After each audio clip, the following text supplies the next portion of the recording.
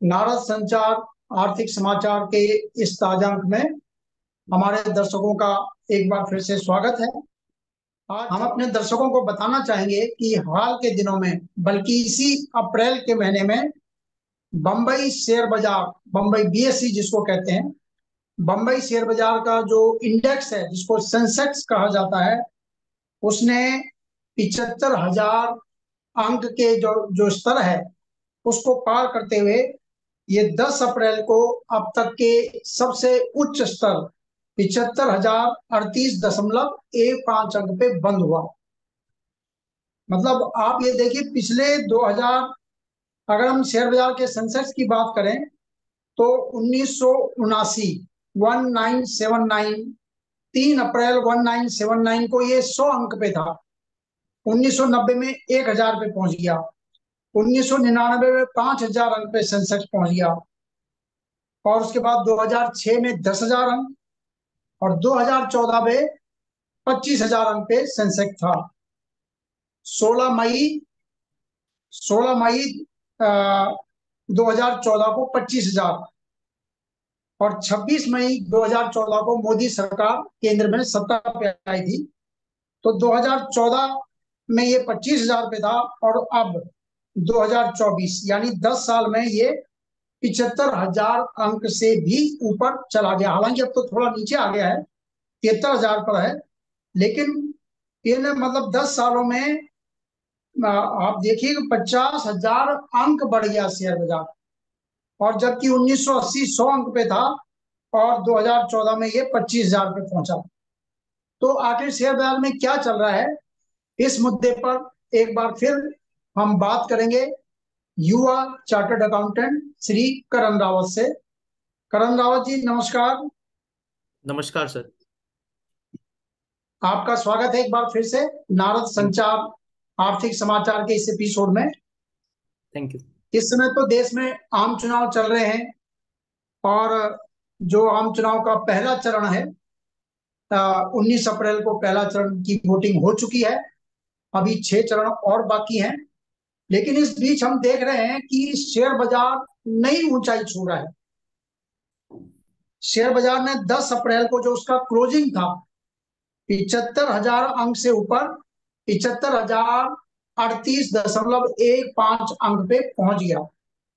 मैं इससे पहले आंकड़े देख रहा था कि पिछले 10 साल में 2014 में, मई 2014 में एक समय पे 25,000 अंक पे सेंसेक्स था, और आज ये 75,000, और अब थोड़ा नीचे है, 73 के आसपास है। यानी आप ये देखिए, करीब 50,000 अंक, 10 साल में 50,000 अंक ऊपर चढ़ गया है। तो आप क्या देखते हैं? आप भी शेयर बाजार से जुड़े हैं, वित्तीय बाजार से जुड़े हैं, फाइनेंशियल सेक्टर से आप जुड़े हैं। आपको क्या लगता है कि इन 10 सालों में 50,000 अंक की छलांग एकदम शेयर मार्केट ने लगाई, क्या इसके पीछे मूल वजह क्या आपको दिखाई देती है? सर, सबसे बेसिक वजह जो मुझे दिखाई देती है इसके पीछे, जैसे जैसे कंपनी के प्रॉफिट्स बढ़ते हैं, जैसे जैसे कंपनी ग्रो करता है, वैसे वैसे ही कंपनी के शेयर प्राइसेस भी ग्रो करते हैं। जो सबसे बेसिक वैल्यू है वो तो यही है कि जैसे हमारी जो भी बीएसई में, जैसे आपने बताया, बीएसई में जो कंपनी लिस्टेड है, जैसे जैसे उनका प्रॉफिट ग्रो कर रहा है, वैसे वैसे उनका शेयर प्राइस ग्रो कर रहे हैं, वैसे वैसे ही आपका बीएसई इंडेक्स भी उसी रेट से ग्रो कर रहा है। तो पहला जो बेसिक हम्म। फंडामेंटल रीजन है वो हमेशा एक कंपनी का प्रॉफिट ही रहेगा, किसी भी इंडेक्स के मूवमेंट का। दूसरा रीजन जो मुझे समझ में आता है, जो हमारे डोमेस्टिक पार्टिसिपेंट्स हैं, जो शेयर मार्केट में नए पैसे हमारे डोमेस्टिक कंट्री से आ रहे हैं अपने, वो काफी बढ़ गया है। जैसे जैसे हमारे पास इंटरनेट की सुविधा बढ़ती जा रही है, डीमैट अकाउंट्स खोलना आसान होता जा रहा है, म्यूचुअल फंड्स खरीदना आसान होता जा रहा है, वैसे वैसे लोग ट्रेडिशनल जो अपना एफडी में पैसे रखते थे, एलआईसी में पैसा रखते थे, वो अब दूसरे ऑल्टरनेटिव ढूंढ रहे हैं जहाँ पे उनका अच्छा रिटर्न मिल पाएगा। जैसे हमने ही देखा, अभी रिसेंटली आरबीआई ने इन्फ्लेशन रेट अपना जो जारी करता है हर साल, अप्रोक्सीमेट 5 से 6% के बीच में रहता है। तो अगर देखा हम्म। जाए तो एफडी आपकी आफ्टर टैक्स इन्फ्लेशन रेट को भी नहीं बीट कर पा रही है। तो अगर आप 100 रुपये अगर बैंक में रख रहे हैं और एफडी का इंटरेस्ट मिला के भी, आप अल्टीमेटली लॉस में ही जा रहे हैं, क्योंकि इन्फ्लेशन से वही चीजें उतनी महंगी भी हो जा रही है उस साल में। तो जैसे वैसे ही एक शिफ्ट हमें देखने को मिल रहा है। आपका कहने का तात्पर्य अगर मैं कोई समझाऊं तो, जो कंपनियां जो लिस्टेड है शेयर बाजार में, ये जो इंडेक्स है बीएससी का, जो इंडेक्स है, ये मुख्यतः 30 कंपनियों, जो बड़ी बड़ी कंपनियां जिनको उन्होंने स्पेसिफाइड वर्ग में रखा है, उन 30 कंपनियों के शेयर पर मूल्य में जो गड़बड़ होती है, उसके बेस पे मुझे लगता है कि ये सेंसेक्स जो है उसका बनाते हैं। और हाँ उसमें जी। तमाम बड़ी बड़ी कंपनियां जैसे स्टेट बैंक हो गया, रिलायंस इंडस्ट्री हो गई, एचडीएफसी बैंक हो गया, ग्रासिम इंडस्ट्री हो गई, एसीसी हो गया, कई इस तरह की बड़ी बड़ी कंपनियां हैं। बाकी वैसे हाँ तो बम्बई शेयर बाजार में मुझे लगता है कि करीब 6,000 कंपनियां लिस्टेड हैं कुल मिला के। हाँ, छह लिस्टेड हजार कंपनी ऐसा है। हाँ, 6,000 के आसपास होंगी। तो आपका कहने का मतलब है कि जो ये बड़ी कंपनियां, इनका मुनाफा अच्छा रहा है। मूल जो कारण है शेयर बाजार के चढ़ने का, कि कंपनियों का कारोबार अच्छा हुआ है, उनका मुनाफा बेहतर हुआ है, उनका कारोबार आगे बढ़ रहा है, उनका जो टर्नओवर है उसमें भी वृद्धि हुई है, इसकी वजह से। और दूसरी वजह यह है कि शेयर बाजार में जो घरेलू संस्थान हैं, जैसे बड़े बड़े म्यूचुअल फंड पैसा लगाते हैं, और ये बड़े बड़े फाइनेंशियल इंस्टीट्यूशन जो है वो पैसा लगाते हैं। तो जितना ज्यादा डिमांड होगी, खरीद फरोख्त होगी, तो स्वाभाविक है कि बाजार में उतना थोड़ा चढ़ाव भी आएगा उसमें। तो हाँ जी। आप जानते हैं कि शेयर बाजार से आम लोग भी अब काफी बड़ी संख्या में जुड़ गए हैं। हमने देखा कि खासकर कोरोना काल में आम लोगों ने बड़ी संख्या में अपने डीमैट अकाउंट खोले। उस समय फिगर आते थे कि भैया इस महीने जो है इतने 1 करोड़ के करीब लोगों ने खोला, 90 लाख ने खोला, 50, क्योंकि लोग घर में बैठ के सीधे शेयर बाजार में ऑनलाइन काम कर रहे थे, जैसा आपने बताया कि ऑनलाइन होने से काफी सुविधा मिली है। तो जो आम जनता है, और इस समय बाजार जैसे कि अभी हमने पिछले 2 दिन में सुना कि इसराइल और हम ये ईरान के बीच में थोड़ा तनाव बढ़ गया, उससे बाजार में एकदम गिरावट आई। फिर ये बोला कि भैया ये तनाव जो है अभी लगता है कि ज्यादा नहीं बढ़ेगा, अभी थोड़ा थम रहा है, तो फिर बाजार ऊपर आ गया। तो 75,000 से ऊपर गया हुआ बाजार अभी फिलहाल ये 73,088, जो लेटेस्ट, जो फ्राइडे को जो मार्केट क्लोज हुई है, आज शनिवार है, फ्राइडे को जो मार्केट क्लोज हुई है 73,088.33 अंक पे। इससे पहले 72 तक चला गया था नीचे। तो बाजार में जो उतार चढ़ाव जो आ रहा है, ऐसे में आम जो छोटे इन्वेस्टर हैं, जो आम निवेशक हैं, उनको क्या सावधानी बरतनी चाहिए आपके हिसाब से? इसमें मैं पहले एक नितिन कामत जी ने एक स्टडी शेयर करा था। नितिन कामत जी जो जीरोधा के फाउंडर और सीईओ हैं, जो इंडिया का one of the largest demat holder अपना, जिनका है जीरोधा। उन्होंने एक स्टेटमेंट 2022 में दिया था कि अगर 3 साल का एक टेन्योर देखें तो on an average only 1% of market participants FD से ज्यादा रिटर्न जनरेट कर पा रहे हैं। मतलब 99% लोग ऐसे हैं जो एफडी के रिटर्न भी नहीं जनरेट कर पा रहे, अगर हम 3 साल का पीरियड एक देखें तो सबसे शेयर पहली। मार्केट में। हाँ जी, हाँ जी। तो इसमें सबसे पहली सीख तो हमें ये मिलती है कि कभी भी जब भी शेयर मार्केट में हम कुछ भी पैसा निवेश करें तो पहले उसके पीछे एक बेसिक स्टडी करें कि क्या हमें लेना चाहिए, क्या हमें नहीं लेना चाहिए, कैसे शेयर का एक प्राइस मूव करता है, क्या होता है उसके पीछे, पूरा हमें R&D करना चाहिए। मतलब समझ के ही अपने पैसे लगाने चाहिए।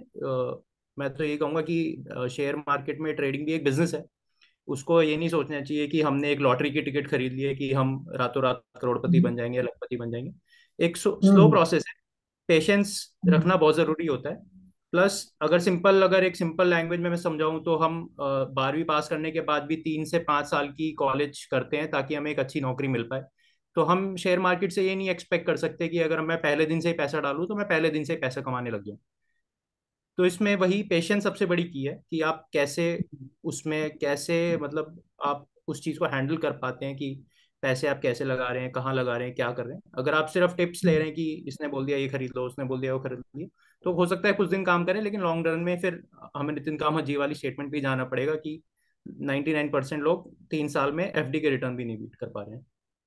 एक ये आमतौर पर कहा जाता है कि शेयर बाजार किसी भी देश की इकोनॉमी का एक आईना है, कि शेयर बाजार कैसा काम कर रहा है वो उस देश की इकोनॉमी को दर्शाता है। कि अगर शेयर बाजार अच्छा चल रहा है कि इकोनॉमी मजबूत है, शेयर बाजार गिर रहा है तो इकोनॉमी में कहीं ना कहीं कोई प्रॉब्लम है। आप इस बात को कहाँ तक ठीक समझते हैं? सर, इस स्टेटमेंट को मैं फुल 100% तो नहीं ट्रू मानूंगा कि एक शेयर मार्केट एक कंट्री की इकोनॉमी का रिफ्लेक्शन होता है। उनमें काफी कुछ कोरिलेशन रहता है, लेकिन वो 100% कोरिलेशन नहीं रहता। सबसे बेसिक डिफरेंस जो मैं एक बताना चाहूंगा वो तो ये है कि शेयर मार्केट आपका फॉरवर्ड लुकिंग होता है।